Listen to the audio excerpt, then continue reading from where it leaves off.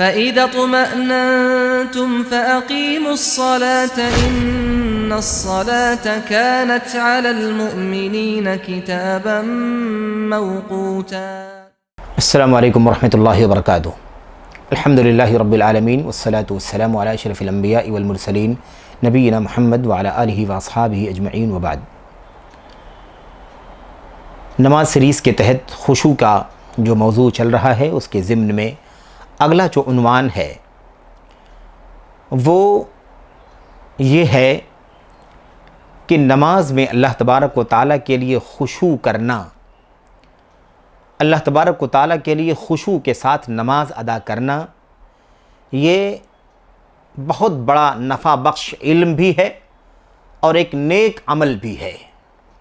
خشوع کوئی معمولی چیز نہیں ہے، یا ایسا نہیں ہے کہ وہ ہے تو ٹھیک ہے، نہیں ہے تو کوئی بات نہیں، یا خشوع کچھ بہت بڑے اللہ والوں اور بزرگوں کی چیز ہے، وہ یہ کریں تو کریں، سب کے لیے کوئی ضروری نہیں کہ خشوع اختیار کرے، ایسی بھی کوئی بات نہیں ہے۔ بلکہ یہ سمجھ لینا چاہیے کہ نماز میں اللہ تبارک و تعالیٰ کے لیے خشوع کرنا، یا یوں کہہ لیں کہ اللہ تبارک و تعالیٰ کے لیے خشوع کے ساتھ نماز ادا کرنا بہت بڑا علم ہے، علم نافع ہے بہت بڑا، اور بہت بڑا عمل صالح ہے۔ تو یہ علم نافع بھی ہے اور عمل صالح بھی ہے۔ کیسے؟ اس سلسلے میں ہمارے سامنے نبی رحمت صلی اللہ علیہ وسلم کی ایک بہت ہی پیاری حدیث ہے، جسے امام دارمی رحمۃ اللہ علیہ نے اور دیگر محدثین نے اپنی کتابوں میں روایت کیا، طبرانی نے اور دیگر محدثین نے اپنی کتابوں میں روایت کیا ہے، اور یہ روایت جو ہے حضرت ابو الدرداء رضی اللہ تعالیٰ عنہ سے مروی ہے۔ آئیے ذرا اس روایت سے ہم گزریں اور دیکھیں کہ یہ کس قدر عظیم الشان حدیث ہے، اور اس میں کس طرح سے خشوع کے بارے میں اس بات کو بہت ہی بنیادی نقطے کو لے کر کے اجاگر کیا گیا ہے کہ کس طرح سے خشوع جو ہے وہ علم نافع ہے اور عمل صالح ہے۔ ابو الدرداء بیان فرماتے ہیں نبی کریم صلی اللہ علیہ وسلم کے سلسلے میں کہ ہم اللہ کے نبی علیہ الصلوۃ والسلام کے ساتھ میں تھے۔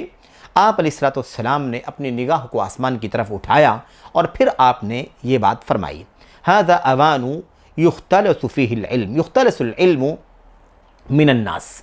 یہ وقت ایسا ہے، یہ ایسا وقت ہے، یا یہ وقت آ چکا ہے جب لوگوں سے علم چھین لیا جائے گا، جھپٹ لیا جائے گا، اچک لیا جائے گا، علم جھپٹ لیا جائے گا، علم اچک لیا جائے گا۔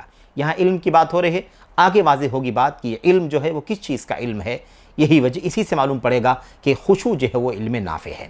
تو اللہ کے نبی علیہ الصلوۃ والسلام نے فرمایا کہ یہ وقت آ چکا ہے کہ لوگوں سے علم جھپٹ لیا جائے گا، اچک لیا جائے گا، چھین لیا جائے گا، اور اس طرح سے جھپٹ کر کے لے کر کے غائب ہو جائیں گے، یعنی جھپٹ لیا جائے گا کہ کچھ بھی باقی نہیں بچے گا، کچھ نہیں پائیں گے، ان کے بس میں کچھ نہیں رہے گا کہ حاصل کر لیں۔ یہ بات اللہ کے نبی نے بیان فرمائی تو حضرت زیاد ابن لبید رضی اللہ تعالیٰ عنہ، جو انصاری صحابی ہیں، انہوں نے اللہ کے نبی علیہ الصلوۃ والسلام سے جو فکر ان کے ذہن میں آئی، جو کچھ ان کو سمجھ میں آیا، اس کے مطابق انہوں نے سوال کیا اللہ کے نبی علیہ الصلوۃ والسلام، بھلا ہم لوگوں سے علم کیسے چھینا جا سکتا ہے، علم کیسے جھپٹا جا سکتا ہے، جبکہ ہمارے بیچ میں قرآن ہے، قرآن اترا ہوا ہے آپ علیہ الصلوۃ والسلام کے دل پر، آپ سے ہمیں ملا ہے، اور ہم نے قرآن پڑھا ہے، ہم قرآن پڑھ رہے ہیں، اور انشاءاللہ تبارک و تعالیٰ قرآن پوری تاکید کے ساتھ پڑھتے رہیں گے اللہ کی قسم، اور اپنے بچوں کو، اپنی بیویوں کو پڑھاتے رہیں گے۔ تو یہ ہم کبھی چھوڑیں گے ہی نہیں۔ ایسے کیسے ہو سکتا ہے کہ علم کا سرچشمہ، علم کا جو خزانہ اللہ کی کتاب قرآن کریم ہے، ہم سے چھوٹے گی نہیں، تو بھلا علم کیسے اچک لیا جائے گا؟ یہ حضرت زیاد ابن لبید رضی اللہ تعالیٰ نے سوال کیا۔ اللہ کے نبی علیہ الصلوۃ والسلام کا جو انداز تھا کہ آپ تنبیہ کرنے کے لیے یہ جملہ کہا کرتے تھے، آپ نے فرمایا ثقلت کا امک، تمہاری ماں تمہیں کھوئے، یعنی کیسی بات کرتے ہو، اس طرح چھوٹی بات کرتے ہو۔ اے زیاد ان کنت لأعدک من فقہاء اہل المدینہ، اے زیاد میں تو یہ سمجھتا تھا کہ تم اس مدینے والوں میں، شہر کے لوگوں میں سب سے زیادہ سمجھدار لوگوں میں سے ہوگے، فقہ والے ہوگے، بڑے مطلب سمجھدار اور علم والے لوگوں میں سے ہو۔ یہ بتاؤ، تمہارے سوال کا جواب یہ ہے، یہ بتاؤ تم کہہ رہے ہو کہ قرآن ہمارے بیچ میں ہے، ہم پڑھ رہے ہیں، پڑھتے رہیں گے، بچوں کو، بیویوں کو پڑھاتے رہیں گے، کیسے علم اٹھا لیا جائے گا؟ ذرا سوچو کہ تورات جو یہودیوں پر اتری کے لیے اتاری گئی، انجیل جو عیسائیوں کے لیے اللہ تبارک و تعالیٰ نے اتاری، کیا یہ تورات اور انجیل یہودیوں اور عیسائیوں کے پاس آج بھی موجود ہے یا نہیں ہے؟ ہے۔ فماذا تغنی عنہم، تو یہ تورات، یہ انجیل اسے کیا فائدہ پہنچا رہے ہیں؟ موجود ہے کتاب ان کے بیچ میں، لیکن کوئی بھی فائدہ انہیں اس کا نہیں مل رہا ہے۔ تو علم موجود ہے کتاب کی شکل میں، تورات اور انجیل کی شکل میں، اللہ تبارک و تعالیٰ کا صحیفہ موجود ہے، لیکن کوئی فائدہ ان کو نہیں مل رہا ہے اس کا۔ اللہ کے نبی علیہ السلام یہ حدیث بیان فرمائی۔ اس کے بعد جو راوی ہیں جبیر، وہ کہتے ہیں کہ میں عبادہ بن صامت رضی اللہ تعالیٰ عنہ کے پاس گیا اور ان سے میں نے کہا کہ آپ ذرا دیکھیے، ایک بات بتانا چاہتا ہوں میں آپ کو۔ آپ کے ساتھی صحابی ہیں ابو الدرداء رضی اللہ تعالیٰ عنہ، وہ ایک بات بیان کر رہے ہیں۔ یہی حدیث جو آپ نے سنی ہے، ہم نے پڑھی ہے، یہی حدیث ابو الدرداء رضی اللہ تعالیٰ عنہ کی انہوں نے حضرت عبادہ بن صامت کے سامنے بیان کی کہ ایسا ایسا وہ کہہ رہے ہیں۔ اللہ کے نبی علیہ السلام کی حدیث جب سنی حضرت عبادہ بن صامت رضی اللہ تعالیٰ عنہ نے، تو انہوں نے کہا کہ ابو الدرداء سچ کہتے ہیں، صحیح ہے بات، یہ ابو الدرداء کی بات صحیح ہے۔